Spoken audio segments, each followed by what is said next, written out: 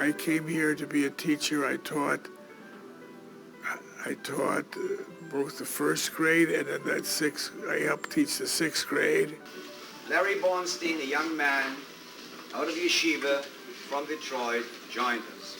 At that time, we had a young girl in town by the name of Guita Roberts, which you probably guessed.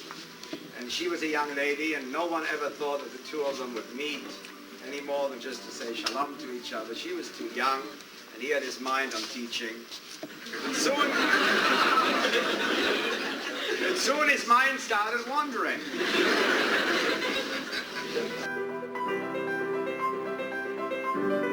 He really gave me personally the foundation pretty much in everything that I was able to build on. I think he had a knack of not only teaching material, but knowing which material the students would need for life and making sure that those ideas and pieces of knowledge were emphasized so that the student had them in their pocket and could draw on them anytime they needed them.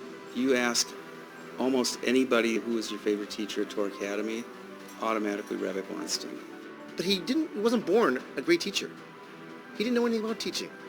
He didn't know how to handle kids. He didn't have kids. He wasn't married with children when he came. He came from yeshiva straight here.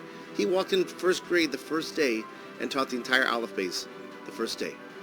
He said Aleph, the kid said Aleph. He said Beis, the kid said Beis. He said Gimel, the kid said Gimel. Oh, we're done, perfect. He used to laugh at himself about that. He made himself into a great teacher. He never stopped innovating and trying to understand more who he was, what the kids were and what they were and how to do it. This is my first grade report card. First grade was absolutely the best time of my life. He loved teaching reading. He was brilliant at teaching reading, but he loved teaching kids how to read. He loved when that switch would click and they would all of a sudden learn how to read. That was his greatest enjoyments in life. Rabbi Borenstein had certain beliefs, which he always stood for. Rabbi Borenstein always used to tell me, don't let anybody push you to go faster, to teach Chumash faster, to bring things into the classroom faster. You can teach a child to read once. You can teach them Chumash, Navi, Gemara, Mishnayos, anything for the rest of their lives. Don't rush. He always stood strongly in favor of the fact that without a firm grounding in the basics, there could be no further learning. He said, I want you to understand, try your hardest never to take away a student's recess. It's the most important thing in the world to them.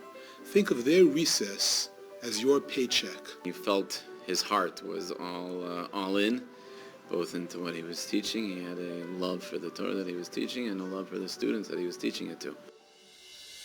He loved children. He just purely loved children. Every child felt he loved them the most in the classroom. Every parent felt that he loved their kids more than the other kids. Rabbi Borenstein loved me.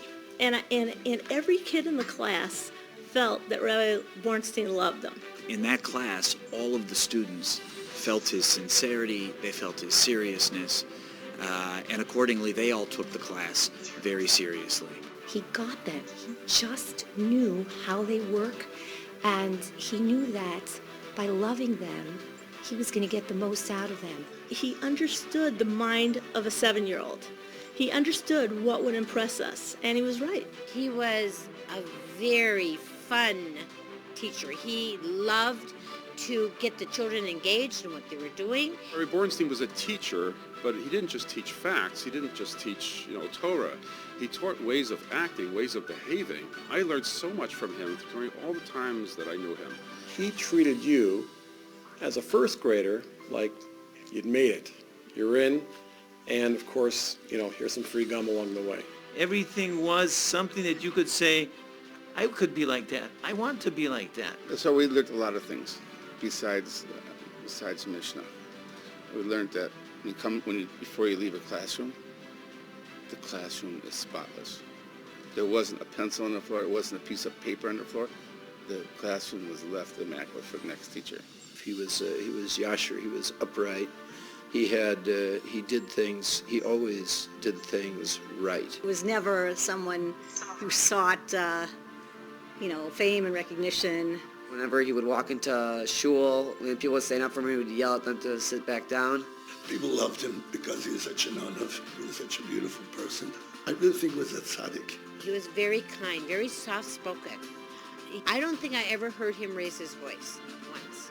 It bothered him so deeply to watch us fight. And we all knew that near Zadie, we had to get along. He was always asking about how I was doing, how are my kids, how are my parents. Literally, as sick as he got, Rabbi Borenstein was always caring first about everybody else. He lived for his children and grandchildren.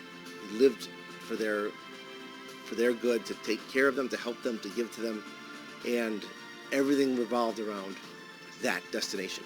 I used to go over there to watch the football game, the baseball game. I used to go over there just bring them over to shul. The most important thing to him was the children. It wasn't just his children. It was all children, and all children in Minneapolis, and just in general Jewish children.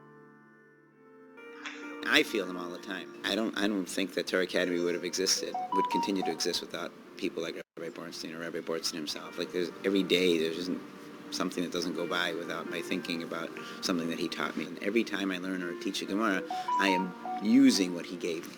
He was such a special person and will continue to be a person in my life. The memories, the way I interact with my own children. His memory is really, I think, indelibly part and parcel of Torah Academy, the entire Torah Academy family experience forever. The enjoyment I could give him directly was when the school was successful with something. Someone made a nice donation, someone dedicated something that could help the school. Then he really would enjoy it. That was the most important thing to him.